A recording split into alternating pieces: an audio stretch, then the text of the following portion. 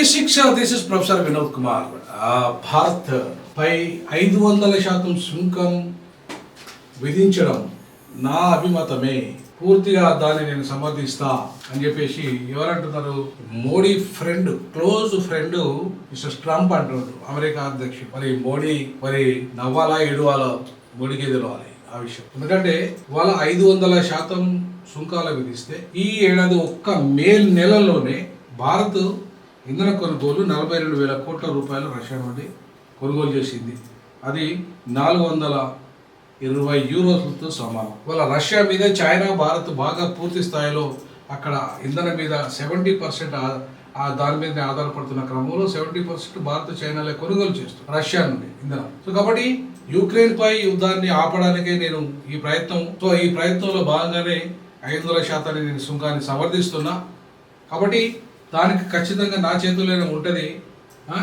అది Republican senator Lindsay గ్రాహము ఒక sanctioning Russian act 2025 bill ఆయన మద్దతు తెలిపిండు. తన సన్నిహితుడు రిపబ్లికన్ సెనేటర్ ఈ బిల్లును ప్రవేశపెట్టినప్పుడు తన అభిమతాన్ని తెలియజేశాడు. ఎందుకంటే యుక్రెయిన్ యుద్ధాన్ని ఆపడానికే ఈ రకంగా నేను 500% సుంకాన్ని విధించాల్సుకున్నా. రష్యా నుండి ఎవరైతే కొనుగోలు చేస్తారో, ఎందుకంటే రష్యా ఇవాళ యుక్రెయిన్ యుద్ధాన్ని ఆపట్లేదు. దానివల్ల ఈరోజు నాకు రావాల్సిన శాంతి బహుమతి రావడం లేదు. కాబట్టి నేను నోబెల్ శాంతి నాకు రావాలంటే ఆయన రష్యా యుద్ధం ఆపాల్సిందే. అట్లా ఆపుతలేదు కాబట్టి ఈ సుంకాలు విధిస్తున్నా అని చెప్పి, అది కూడా భారత్ మీద 500%, చైనా మీద 500% సుంకాలు విధిస్తున్నాడు మిస్టర్ ట్రంప్. మరి దాని మీద మిస్టర్ మోడీ ఏం చెప్తారు ఈ భారతదేశ ప్రధానమంత్రి అనేది కీలకమైన విషయం. ఎట్లా స్పందిస్తారనే విషయాన్ని మనం చూడాలి ఇవాళ. లేకపోతే ఆయన నోబెల్ శాంతి బహుమతి కోసం చూద్దామా? మన దేశానికి చమురు కావాలా?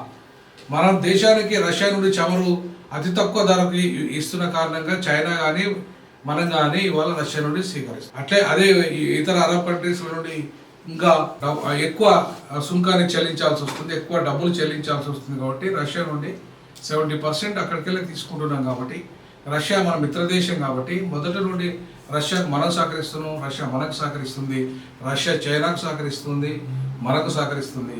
కాబట్టి ఇట్లాంటి రెండు దేశాల ఇట్లా అమెరికా ఈ రకంగా సుంకాలు విధించడం, ఈ రకంగా మన మీద ఒక అత్యధిక భారాలు వేయడం, ఆయన అభిమతం అని అంటుండు. ఆయనకు నోబెల్ ప్రైజ్ కోసమే, ఆయన వ్యక్తిగత లాభం కోసమే భారతదేశ ప్రయోజనాలు దెబ్బతీస్తున్నాడు. మరి భారతదేశ ప్రజల ప్రయోజనాలను దెబ్బతీసే ట్రంప్ను మరి ఆయన మిత్రుడు మోడీ సమర్థిస్తాడా, వ్యతిరేకిస్తాడా? ఇది $1 మిలియన్ ప్రశ్న. ఈ విషయంలో మీరు కామెంట్ చేయండి. ఖచ్చితంగా మన దేశ ప్రయోజనాల కోసం మోడీ ట్రంప్ను వ్యతిరేకించాలి. జై భీమ్, జై పూలే, జై పెరియార్, జై హింద్.